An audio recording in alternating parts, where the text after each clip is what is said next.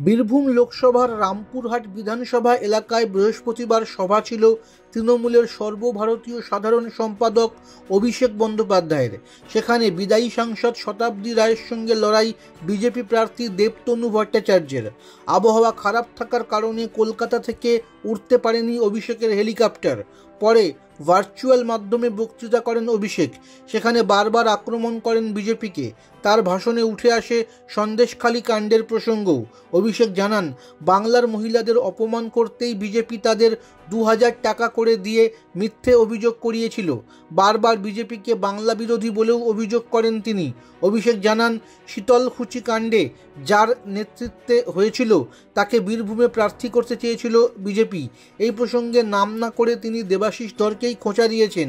বীরভূমে প্রথমে তাকেই প্রার্থী করেছিল বিজেপি, পরে আবার দেবতনুকে প্রার্থী করা হয়।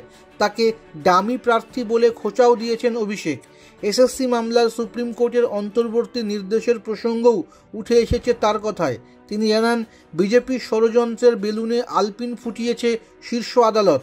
এরপরেই শতাব্দীর হয়ে ভোট প্রার্থনা করেন তিনি। জানান, শতাব্দী জিতলে বীরভূমের মহিলাদের লক্ষ্মীর ভাণ্ডার কেউ বন্ধ করতে পারবে না।